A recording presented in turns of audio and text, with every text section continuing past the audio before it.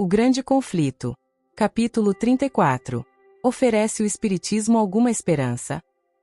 O ministério dos santos anjos, conforme é apresentado nas Escrituras Sagradas, é uma verdade deveras confortadora e preciosa a todo seguidor de Cristo. Mas o ensino bíblico acerca deste ponto tem sido obscurecido e pervertido pelos erros da teologia popular.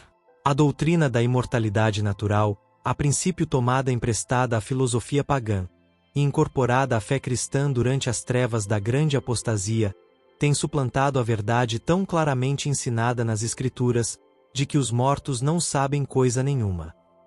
Multidões têm chegado a crer que os espíritos dos mortos é que são os espíritos ministradores, enviados para servir a favor daqueles que hão de herdar a salvação. E isto apesar do testemunho das Escrituras quanto à existência dos anjos celestiais, e sua relação com a história do homem, antes da morte de qualquer ser humano. A doutrina da consciência do homem na morte, especialmente a crença de que os espíritos dos mortos voltam para ministrar aos vivos, abriu caminho para o moderno espiritismo. Se os mortos são admitidos à presença de Deus e dos santos anjos e se são favorecidos com conhecimentos que superam em muito o que antes possuíam, por que não voltariam eles à terra para iluminar e instruir os vivos? Se conforme é ensinado pelos teólogos populares, os espíritos dos mortos estão a pairar sobre seus amigos na terra, por que não lhes seria permitido comunicar-se com eles, a fim de os advertir contra o mal ou consolá-los na tristeza? Como podem os que creem no estado consciente dos mortos rejeitar o que lhes vem como luz divina transmitida por espíritos glorificados?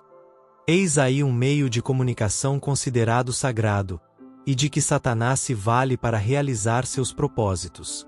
Os anjos decaídos que executam suas ordens, aparecem como mensageiros do mundo dos espíritos. Ao mesmo tempo em que professam trazer os vivos em comunicação com os mortos, o príncipe do mal sobre eles exerce sua influência fascinante. Ele tem poder para fazer surgir perante os homens a aparência de seus amigos falecidos. A contrafação é perfeita, a expressão familiar, as palavras, o tom da voz, são reproduzidos com maravilhosa exatidão. Muitos são consolados com a afirmativa de que seus queridos estão gozando a aventura celestial, e, sem suspeita de perigo, dão ouvidos a espíritos enganadores e doutrinas de demônios. Induzindo Satanás a crer que os mortos efetivamente voltam para comunicar-se com eles, faz o maligno com que apareçam os que baixaram ao túmulo sem estarem preparados. Pretendem estar felizes no céu, e mesmo ocupar ali elevadas posições, e assim é largamente ensinado o erro de que nenhuma diferença se faz entre justos e ímpios. Os pretensos visitantes do mundo dos espíritos algumas vezes proferem avisos e advertências que se demonstram corretos. Então, estando ganha a confiança, apresentam doutrinas que solapam diretamente a fé nas Escrituras. Com a aparência de profundo interesse no bem-estar de seus amigos na terra, insinuam os mais perigosos erros. O fato de declararem algumas verdades e poderem por vezes predizer acontecimentos futuros, dá às suas declarações uma aparência de crédito, e seus falsos ensinos são tão de pronto aceitos pelas multidões, e tão implicitamente cridos, como se fossem as mais sagradas verdades da Bíblia. A lei de Deus é posta de parte, desprezado o Espírito da graça, o sangue do concerto tido em conta de coisa profana. Os espíritos negam a divindade de Cristo, colocando o próprio Criador no mesmo nível em que estão. Assim, sob novo disfarce, o grande rebelde ainda prossegue com sua luta contra Deus, luta iniciada no céu, e durante quase 6.000 anos continuada na terra. Muitos se esforçam por explicar as manifestações espíritas, atribuindo-as inteiramente a fraudes e prestidigitação por parte do médium. Mas, conquanto seja verdade que os resultados da trapaça tenham muitas vezes sido apresentados como manifestações genuínas, tem havido também assinaladas exibições de poder sobrenatural. As pancadas misteriosas com que o espiritismo moderno se iniciou, não foram resultado de trapaça ou artifício humano, mas obra direta dos anjos maus, que assim introduziam o engano dos mais eficazes para a destruição das almas. Muitos serão enredados pela crença de que o espiritismo seja meramente impostura humana, quando postos em face de manifestações que não podem senão considerar como sobrenaturais, serão enganados e levados a aceitá-las como o grande poder de Deus. Estas pessoas não tomam em consideração o testemunho das Escrituras relativo às maravilhas operadas por Satanás e seus agentes. Foi por auxílio satânico que os magos de Faraó puderam contrafazer a obra de Deus. Paulo testifica que antes do segundo advento de Cristo haverá manifestações semelhantes do poder satânico. A vinda do Senhor deve ser precedida da operação de Satanás com todo o poder, e sinais e prodígios de mentira, e com todo o engano da injustiça. Segundo Tessalonicenses 2, versos 9 e 10. E o apóstolo João, descrevendo o poder efetuador de prodígios que se manifestará nos últimos dias, declara: Faz grandes sinais, de maneira que até fogo faz descer do céu à terra, à vista dos homens. E engana os que habitam na terra com sinais que foi permitido que fizesse. Apocalipse 13, versos 13 e 14. Não se acham aqui preditas meras imposturas. Os homens são enganados por sinais que os agentes de Satanás têm poder para fazer, e não pelo que pretendam realizar. O príncipe das trevas, que durante tanto tempo tem aplicado na obra do engano as faculdades de seu espírito superior, adapta habilmente suas tentações aos homens de todas as classes e condições.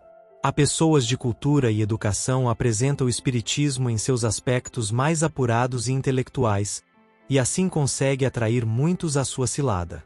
A sabedoria que o espiritismo comunica é aquela descrita pelo apóstolo Tiago, a qual não vem do alto, mas é terrena, animal e diabólica. Tiago 3, verso 15. Isto, entretanto, o grande enganador esconde, quando o encobrimento melhor convém ao propósito visado. Aquele que, perante Cristo, no deserto da tentação, pôde aparecer vestido com o resplendor dos serafins celestiais, vem aos homens da maneira mais atrativa, como anjo de luz. Apela para a razão, apresentando assuntos que elevam, deleita a imaginação com cenas arrebatadoras, conquista a afeição por meio de quadros eloquentes de amor e caridade. Excita a imaginação a voos altaneiros, levando os homens a terem grande orgulho de sua própria sabedoria a ponto de em seu coração desdenharem o eterno. Aquele ser poderoso que pôde levar o Redentor do mundo a um monte muito alto, e mostrar-lhe todos os reinos da terra e a glória dos mesmos, apresentará aos homens as suas tentações de maneira a perverter o senso de todos os que não estejam escudados no poder divino. Como a Eva no Éden, Satanás hoje seduz os homens pela lisonja, despertando-lhes o desejo de obter conhecimento proibido, tornando-os ambiciosos de exaltação própria. Foi o acariciar estes males que lhe ocasionou a queda, e por meio deles visa conseguir a ruína dos homens. Sereis como Deus, declara ele, sabendo o bem e o mal. Gênesis 3, verso 5. O Espiritismo ensina que o homem é criatura susceptível de progresso, que é seu destino progredir, desde o nascimento, até a eternidade, em direção à divindade. E ainda: cada espírito julgará a si mesmo, e não a outro. O juízo será correto, porque é o juízo de si mesmo. O tribunal está dentro de vós. Disse um ensinador espírita, ao despertar-se nele a consciência espiritual: meus semelhantes foram todos eles semideuses não caídos. E outro declara: todo ser justo e perfeito é Cristo. Assim, em lugar da justiça e perfeição do Deus infinito, verdadeiro objeto de adoração, em lugar da justiça perfeita de sua lei, a verdadeira norma da perfeição humana, pôs Satanás a natureza pecaminosa, falível do próprio homem, como único objeto de adoração, a única regra para o juízo ou norma de caráter. Isto é progresso, não para cima, mas para baixo. É lei, tanto da natureza intelectual como da espiritual, que, pela contemplação, nos transformamos. O espírito gradualmente se adapta aos assuntos com os quais lhe é permitido ocupar-se. Identifica-se com aquilo que está acostumado a amar e reverenciar. Jamais se levantará o homem acima de sua norma de pureza, de bondade ou de verdade. Se o eu é o seu mais alto ideal, nunca atingirá ele qualquer coisa mais elevada. Antes, cairá constantemente. A graça de Deus unicamente tem poder para soerguer o homem. Abandonado a si mesmo, seu caminho inevitavelmente será em direção descendente. Ao que condescende consigo mesmo, ao amante de prazeres, ao sensual, apresenta-se o espiritismo sob disfarce menos sutil do que aos mais educados e intelectuais. Em suas formas mais grosseiras encontram aqueles o que está em harmonia com as suas inclinações. Satanás estuda todo indício da fragilidade da natureza humana, nota os pecados que cada indivíduo é inclinado a cometer, e então cuida em que não faltem oportunidades para satisfazer a tendência para o mal. Tenta os homens ao excesso naquilo que em si mesmo é lícito, fazendo-os pela intemperança enfraquecer as faculdades físicas, mentais e morais. Tem destruído e está a destruir milhares por meio da satisfação das paixões, embrutecendo assim toda a natureza do homem. E, para completar a sua obra, declara por meio dos espíritos que o verdadeiro conhecimento coloca o homem acima de toda a lei, que tudo está certo, que Deus não condena, e que todos os pecados que se cometem são inocentes. Sendo o povo assim levado a crer que o desejo é a mais elevada lei, que a liberdade é a libertinagem, e que o homem é apenas responsável a si mesmo, quem poderá maravilhar-se de que a corrupção e a depravação proliferem por toda parte? Multidões aceitam avidamente os ensinos que as deixam em liberdade para obedecer aos impulsos do coração carnal. As rédeas do domínio próprio são dirigidas pela concupiscência, as faculdades do espírito e da alma são submetidas às inclinações animais, e Satanás exultantemente, para a sua rede arrasta milhares que professam ser seguidores de Cristo. Mas ninguém deve enganar-se pelas mentirosas pretensões do espiritismo. Deus deu ao mundo luz suficiente para habilitá-lo a descobrir a cilada. Conforme já se mostrou, a teoria que constitui o fundamento mesmo do espiritismo está em contradição com as mais terminantes declarações das Escrituras. A Bíblia declara que os mortos não sabem coisa nenhuma, que seus pensamentos pereceram, que não têm parte em nada que se faz debaixo do sol, nada sabem das alegrias ou tristezas dos que lhes eram os mais caros na terra. Demais, Deus proibiu expressamente toda pretensa comunicação com os espíritos dos mortos. Nos dias dos hebreus, havia uma classe de pessoas que pretendiam, como fazem os espíritas de hoje, entreter comunicação com os mortos. Mas esses espíritos familiares, como eram chamados os visitantes de outros mundos, declara a Bíblia serem espíritos de demônios. Comparar Números 25, versos 1 a 3, Salmo 106, verso 28, 1 Coríntios 10, verso 20 e Apocalipse 16, verso 14. O costume de tratar com os espíritos familiares foi denunciado como abominação ao Senhor e solenemente proibido sob pena de morte. Levítico 19, verso 31 e Levítico 20, verso 27. O próprio nome de feitiçaria é hoje tido em desdém. A pretensão de que os homens podem entreter comunicações com os espíritos maus é considerada como fábula da Idade Média. O espiritismo, porém, que conta centenas de milhares, e na verdade, milhões de adeptos, que teve ingresso nos centros científicos, invadiu igrejas e alcançou favor nas corporações legislativas e mesmo nas cortes reais, esse grande engano não é senão o reaparecimento, sob novo disfarce, da feitiçaria condenada e proibida na antiguidade. Se não existissem outras provas do verdadeiro caráter do espiritismo, bastaria ao cristão o fato de que os espíritos não fazem diferença entre a justiça e o pecado, entre os mais nobres e puros dos apóstolos de Cristo e os mais corruptos dos servos de Satanás. Representando os mais vis dos homens como se estivessem no céu, altamente exaltados, diz Satanás ao mundo: Não importa quão ímpios sejais, não importa que creiais ou não em Deus e na Bíblia. Vivei como vos agradar, o céu será o vosso destino. Os ensinadores espíritas virtualmente declaram: Qualquer que faz o mal passa por bom aos olhos do Senhor, e desses é que ele se agrada, ou onde está o Deus do juízo? Malaquias 2, verso 17.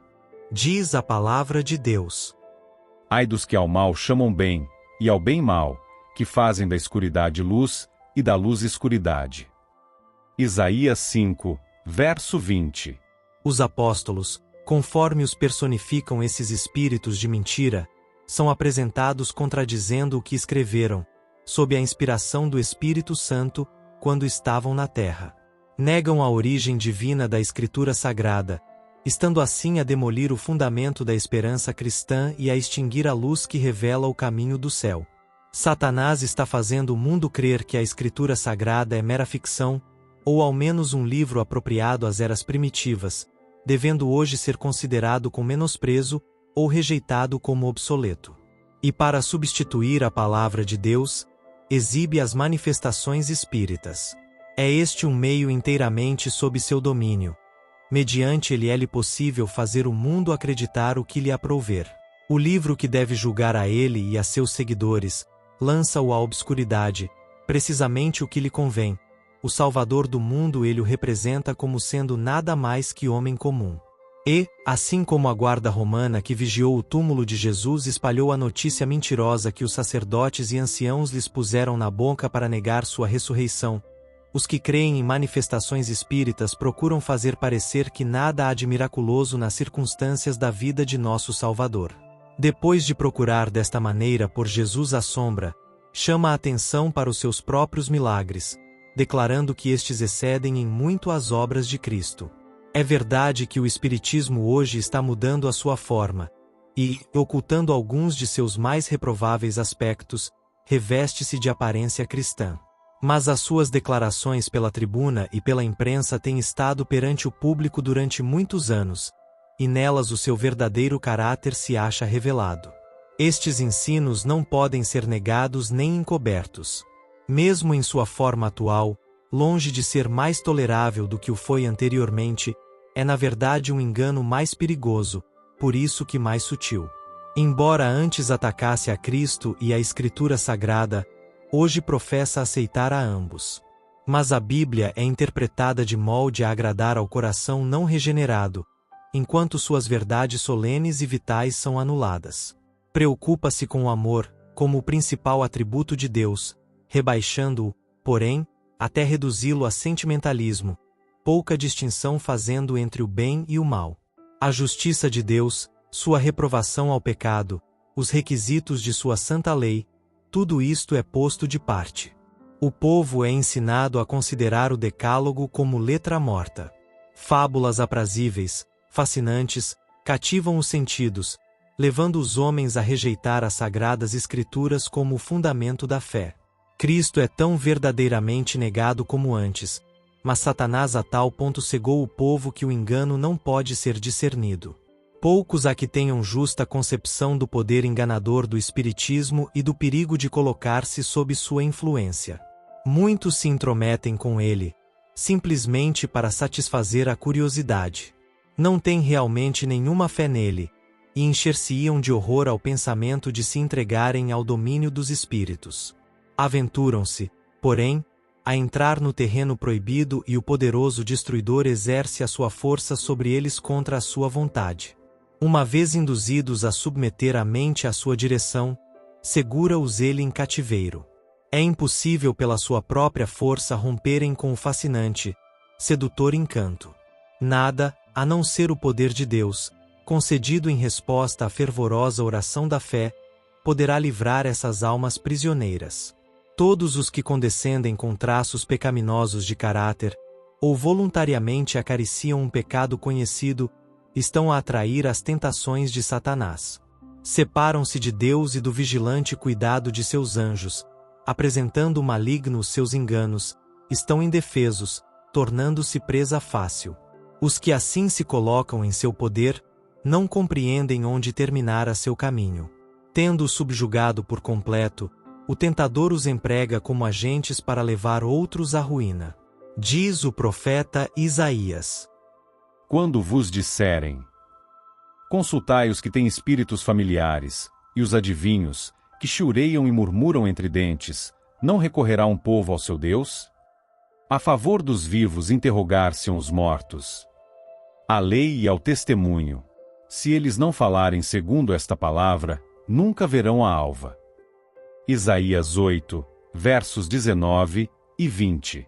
Se os homens tivessem estado dispostos a receber a verdade tão claramente apresentada nas Escrituras, concernente à natureza do homem e ao estado dos mortos, viriam nas pretensões e manifestações do Espiritismo a operação de Satanás com poder, sinais e prodígios de mentira. Mas ao invés de renunciar à liberdade tão agradável ao coração carnal, assim como aos pecados que amam, as multidões fecham os olhos à luz e prosseguem em seus caminhos, sem tomar em consideração as advertências, ao mesmo tempo em que Satanás lhes tece em torno as suas armadilhas, fazendo-os presa sua. Porque não receberam o amor da verdade para se salvarem, Deus lhes enviará a operação do erro, para que creiam a mentira.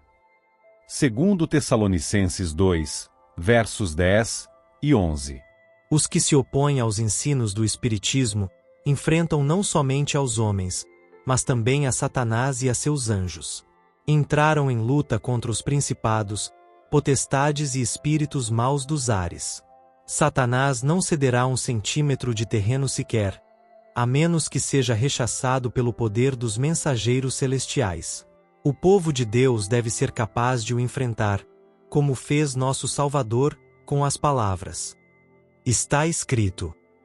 Satanás pode citar a Escritura hoje, como o fez nos dias de Cristo, pervertendo-lhe os ensinos para apoiar seus enganos. Os que quiserem estar em pé neste tempo de perigo, devem compreender por si mesmos o testemunho das Escrituras. Muitos serão defrontados por espíritos de demônios personificando parentes ou amigos queridos, e declarando as mais perigosas heresias. Estes visitantes apelarão para os nossos mais ternos sentimentos de simpatia, efetuando prodígios para apoiarem suas pretensões. Devemos estar preparados para resistir a eles com a verdade bíblica de que os mortos nada sabem, e de que os que desta maneira aparecem são espíritos de demônios. Está iminente diante de nós a hora da tentação que há de vir sobre todo o mundo, para tentar os que habitam na terra. Apocalipse 3, verso 10. Todos aqueles cuja fé não estiver firmemente estabelecida na palavra de Deus, serão enganados e vencidos. Satanás opera com todo o engano da injustiça, para alcançar domínio sobre os filhos dos homens, e os seus enganos aumentarão continuamente. Só logrará alcançar, porém, o objetivo visado, quando os homens voluntariamente cederem às suas tentações. Os que sinceramente buscam o conhecimento da verdade, e se esforçam em purificar a alma pela obediência, fazendo assim o que podem a fim de preparar-se para o conflito, encontrarão refúgio seguro no Deus da verdade. Como guardaste a palavra da minha paciência, também eu te guardarei. Apocalipse 3, verso 10, é a promessa do Salvador. Mais fácil seria enviar ele todos os anjos do céu para protegerem seu povo, do que deixar a alma que nele confia ser vencida por Satanás. O profeta Isaías descreve a terrível ilusão que virá sobre os ímpios, levando-os a considerar-se seguros contra os juízos de Deus. Fizemos concerto com a morte, e com o inferno fizemos aliança. Quando passar o dilúvio do açoite, não chegará a nós, porque pusemos a mentira por nosso refúgio, e debaixo da falsidade nos escondemos. Isaías 28, verso 15. Na classe aqui descrita estão incluídos os que, em obstinada impenitência, se consolam com a segurança de que não haverá castigo para o pecador, de que toda a humanidade, não importa quão corruptas sejam as pessoas, será elevada até aos céus, para se tornar como os anjos de Deus. Entretanto, de modo ainda mais declarado estão a fazer concerto com a morte e aliança com o inferno os que renunciam às verdades que o céu proveu como defesa aos justos no tempo de angústia, e aceitam o falso abrigo oferecido por Satanás em lugar daquelas, a saber, as sedutoras pretensões do Espiritismo. É sobremaneira admirável a cegueira do povo desta geração. Milhares rejeitam a palavra de Deus como indigna de crédito, e com absoluta confiança esposam os enganos de Satanás.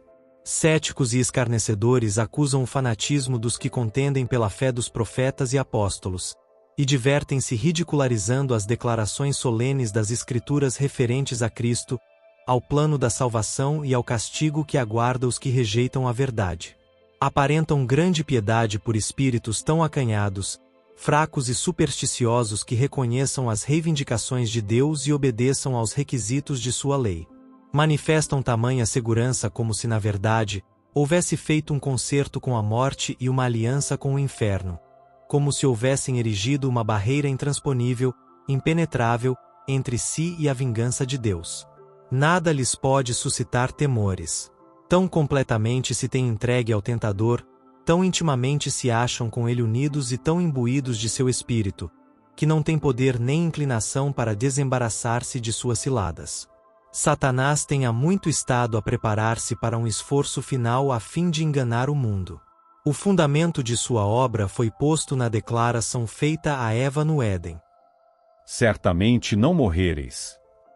No dia em que dele comerdes, se abrirão os vossos olhos, e sereis como Deus, sabendo o bem e o mal. Gênesis 3, versos 4 e 5. Pouco a pouco ele tem preparado o caminho para a sua obra mestra de engano, o desenvolvimento do Espiritismo. Até agora não logrou realizar completamente seus desígnios, mas estes serão atingidos no fim dos últimos tempos. Diz o profeta: Vi 3 espíritos imundos semelhantes a rãs. São espíritos de demônios, que fazem prodígios, os quais vão ao encontro dos reis de todo o mundo, para os congregar para a batalha, naquele grande dia do Deus Todo-Poderoso. Apocalipse 16, versos 13 e 14. Com exceção dos que são guardados pelo poder de Deus, pela fé em sua palavra, o mundo todo será envolvido por esse engano. O povo está rapidamente adormecendo, acalentado por uma segurança fatal, para unicamente despertar com o derramamento da ira de Deus. Diz o Senhor Deus: Regrarei o juízo pela linha, e a justiça pelo prumo, e a saraiva varrerá o refúgio da mentira, e as águas cobrirão o esconderijo. E o vosso concerto com a morte se anulará, e a vossa aliança com o inferno não subsistirá, e, quando o dilúvio do açoite passar, então sereis oprimidos por ele. Isaías 28, versos 17 e 18.